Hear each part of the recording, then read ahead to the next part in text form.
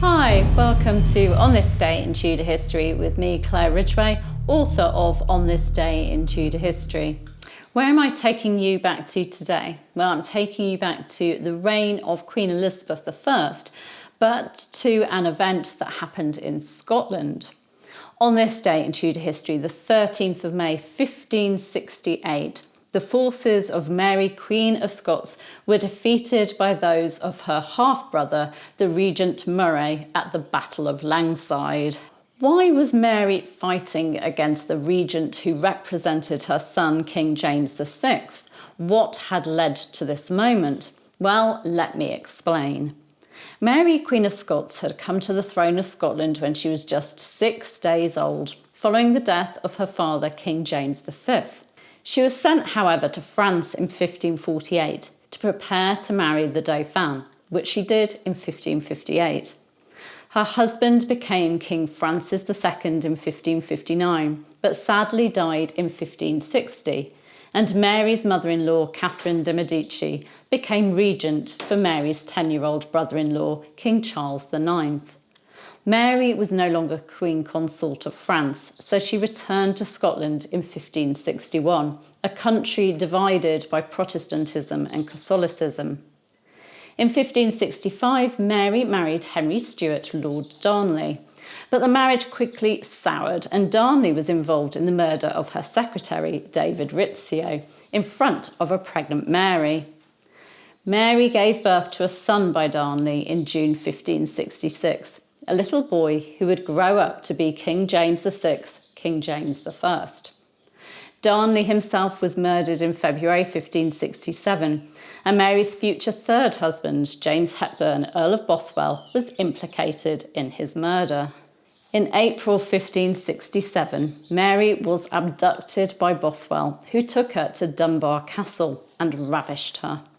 He married her on the 15th of May, but it was a marriage that was unpopular with Catholics and Protestants alike. On the 15th of June 1567, a number of Scottish lords and their troops met those of Mary and Bothwell at Carberry Hill. And although it's called the Battle of Carberry Hill, it was more of a standoff. Bothwell fled and Mary surrendered. She was taken prisoner, and in July 1567, during her imprisonment, she miscarried twins fathered by Bothwell.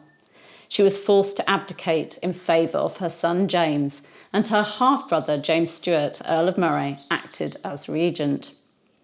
On the 2nd of May 1568, Mary escaped from imprisonment and was able to rally support for her cause. Within a week, she'd gathered 6,000 men. And on this day in history, the 13th of May 1568, Mary's forces clashed with her half-brother's men at Langside, just outside of Glasgow. Mary's troops outnumbered Moray's, but Mary's commander, Archibald Campbell, 5th Earl of Argyll, was in bad health and, according to accounts of the battle, collapsed during the battle. Without his leadership, chaos ensued, and Mary's troops were soundly defeated after just 45 minutes. Mary's troops suffered the loss of over 100 men, whereas their enemy lost just 1. Mary, who'd watched the events unfold from the safety of higher ground, fled the battlefield, while over 300 of her supporters were taken prisoner. She headed to Dumfries and then on to Dundrennan, and eventually on to England. On the 16th of May 1568, Mary landed near Workington in Cumberland, England, and was taken into protective custody at Carlisle Castle. She'd assumed that England's Queen Elizabeth I would help her to regain the Scottish throne, but it wasn't the case.